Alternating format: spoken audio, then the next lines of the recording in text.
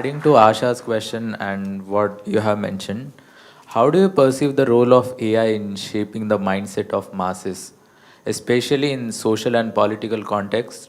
Do you see AI as a boon or a bane? And how do you see the role of AI in governance and position of government as a stakeholder in generative AI?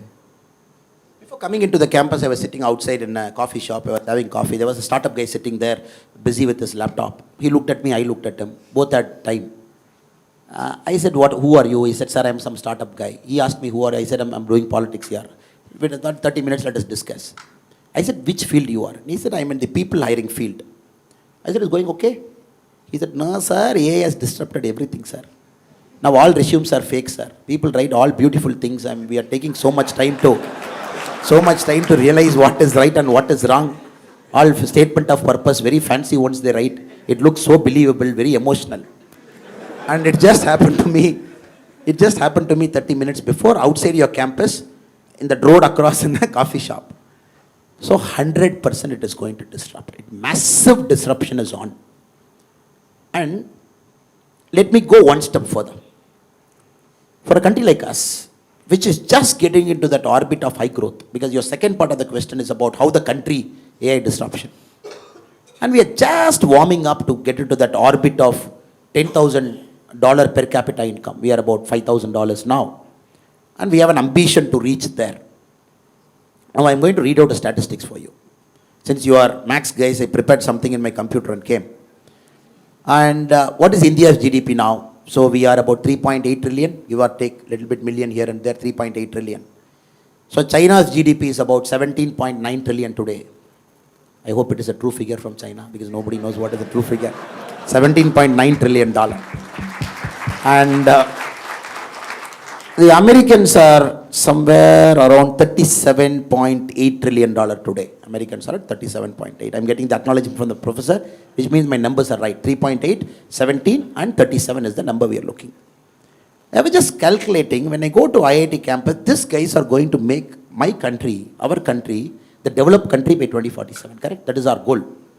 So I was thinking, how will you guys do it? So I did a simple mathematics calculation. If India is growing 13.5% from today, remember, no country has grown 13.5% for more than 2 years.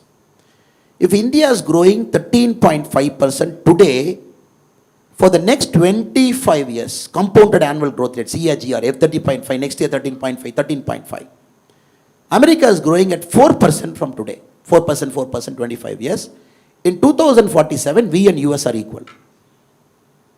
So you have to grow 13.5% every year. Americans have to grow at 4.5% every year. So that 2047, both sit at the same table and say, hello boss, both our economies are same. If we are growing at 13.5% today, for the next 2042 is what? Today in 2024, 18 years? Yeah, 18 years. Next 18 years, you are growing at 13.5%, 18 years, top. China is growing 4% next 18 years, top. Then you will say, hello boss, we are equal. Now, look at the challenge. Can you grow at 13.5%? Because 2047, we have kept a target of $38 trillion now. From 3.8, we have to reach 38 trillion. Traditional ways of business is 100% not going to give you 13.5. Max 7 right now. Do well with a good prime minister, good policy, 8.5. Country aligns in the political sphere. All state governments wants to be in the business mode and less politics and more governance. All states in India, maybe 9.5. Then more IITs churning out intelligent guys like you. You're not going to US, I'm assuming. You all stay in our country and you all stay in our country for the next 25 years. Do everything. 10.5. Correct? And China problem solved, Pakistan problem solved, everything solved. And there is no nuisance, political nuisance like me. Everybody is sober and everybody is good. 11.5. Correct? We are talking of 13.5. 2047 equal. So now you are talking of artificial intelligence disruption, 3D technology, traditional manufacturing practices going for a toss. Americans are telling no more buying from China. Next president, you have to manufacture in US. And you're like, hello boss, you manufacture in US, it will be costly. To hell with it, manufacture in US. If US starts back manufacturing in a big way, with the Elon Musk and people of the world, if the Europe starts manufacturing within them, and they don't want to get into this cost arbitrage, which China mastered for a long time, so you have to understand that is the world you are entering tomorrow morning. You are entering into the world, the Americans are very clear. You know for a fact, the next presidential elections in US, first time in America's history after 1776, the whites are going to be a minority. They're going to come down below 50%.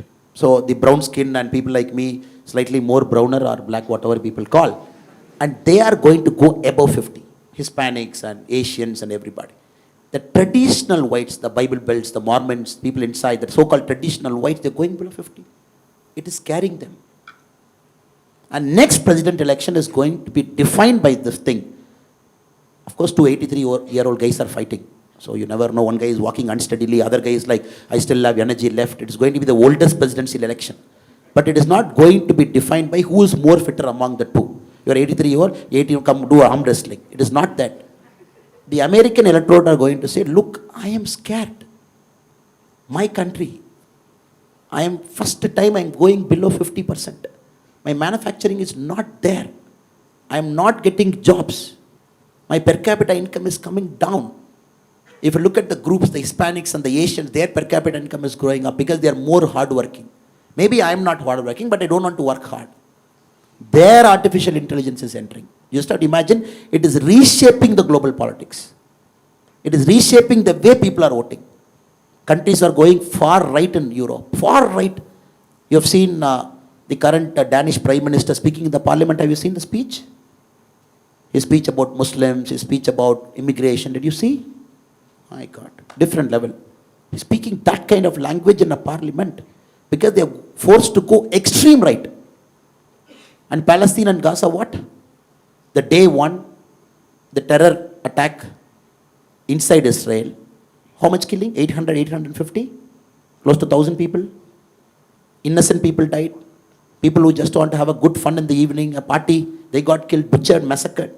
What is the retaliation from Israel? Today's count, 29,700. Netanyahu's peace plan is, he's saying, give me the whole Gaza.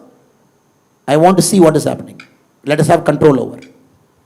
Just imagine, it is completely disrupting. People are fearful. People are afraid. People think the supply chain is going one side, probably to our hemisphere. And the south is fearing, the north is regaining control. The north is fearing, south is more noisy. The global south, the north. So you're getting into this geopolitical tension, which was never there maybe 100 years before. Even World War II was not worse than this. Because now there is no powerful guy. There is zero powerful guy. Who will put a regulation? Why should I listen to Americans' regulation on AI? Tomorrow if Joe Biden is saying, oh, this is America's regulation on AI, you all have to follow. I'm not going to follow. I'm saying, who are you? No, they say 1950 I was a great superpower. I will say to hell with it. You are no more a superpower. You are declining superpower. You are no Pax Britannica. You are not no Pax Americana. For 100 years, one global superpower managing the whole world. Look at America. They want to manage the whole world. You put one aircraft carrier in South China Sea. You put one closer to the Koreans. You put one in the Middle East. You put a CENTCOM command here. You have a Pacific fleet. You have a blue water navy. Everywhere Americans felt, oh, this is my century. I'm controlling the whole world. Middle East fellow have to listen to me. The Koreans have to listen to me. The Japanese have to listen to me. Now, why will I listen to US? If you look at Jaishankarji's statement, the America is listening to Jaishankarji now. He's going to US and talking a language which we never thought in our lives. We will hear an Indian external affairs minister talking in US like that. So the point I'm trying to tell you is, who is going to regulate AI? And it is completely cross-border. And Europeans don't have a common agreement on how to regulate. Some countries over-regulation, some countries lesser regulation. Americans have a problem. And you can't call the chiefs of big companies to the Congress every time, and the congressmen cannot sit and grovel them. It looks good on TV for their constituents, so you can get some votes. That's the American model of democracy. Look good on C-SPAN. Now, what I'm trying to tell you is, I don't have an answer. That is why I'm giving a long answer to you. And, and what I'm trying to tell you is, there is no answer to it. It is going to disrupt. And that is why we need smart guys like you in politics. Because, how many current politicians understand AI? 543 members in the parliament. Yes, they are very good in the traditional politics. Extremely good. This caste you divide, this caste you put, and you put a candidate from this caste, and you put a and you put a independent candidate from this caste. Sorry, I will look this side. Sorry, I'm just going that side. And you put an independent candidate from this caste, he will be the vote cutter, and they will win. Now, unfortunately, fortunately for us, and unfortunately for a lot of people, Modi ji is rewriting the political equation. He's saying, oh, development.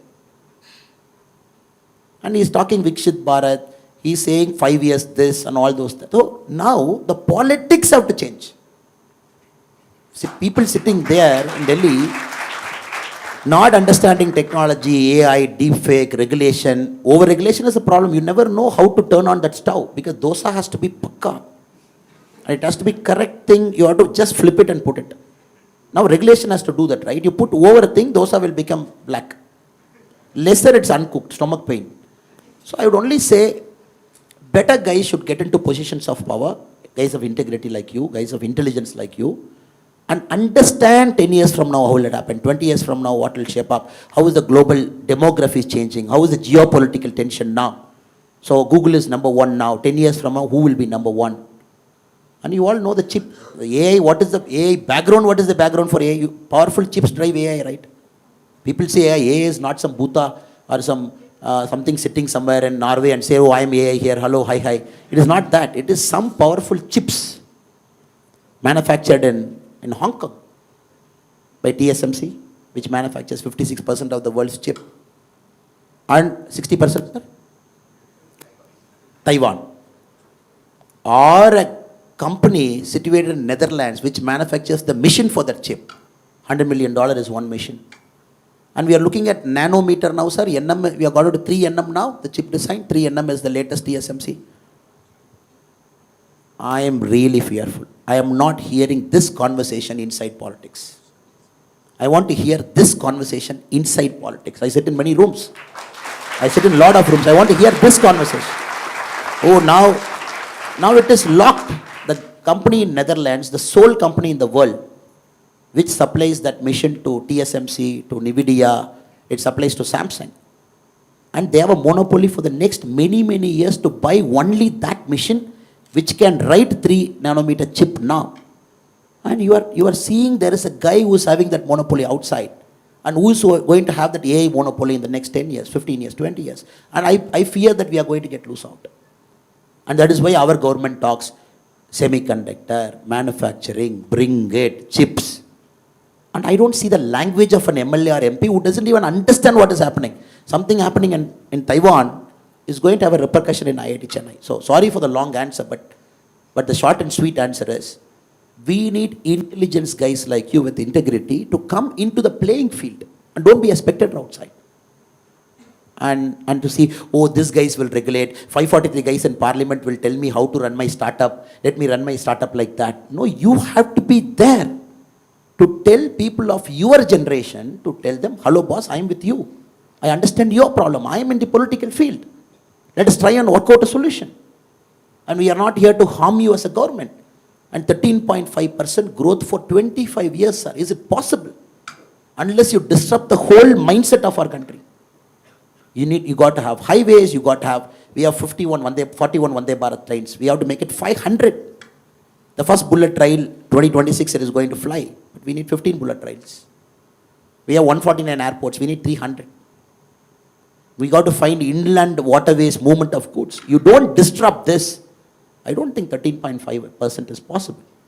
And no, then you might tell me, no, sir, let us do after 2047. Why are you in a hurry? Let us grow only at 9%. Why do you want to come to IIT Chennai and raise our heart pressure to say 13.5%? Sir, what is this? You yourself said 7%. When a person like Modi ji comes, 8.5%. When all governments behave like Modi ji, it is 10%. When IIT guys don't go to America, they stay here 11%. You yourself said all those things. Now you are saying 13.5. Brother and sister, we will become old in 2047.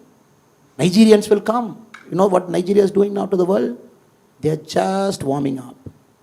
They are no more that third world country sitting in Africa. Their democracy is getting stabilizing.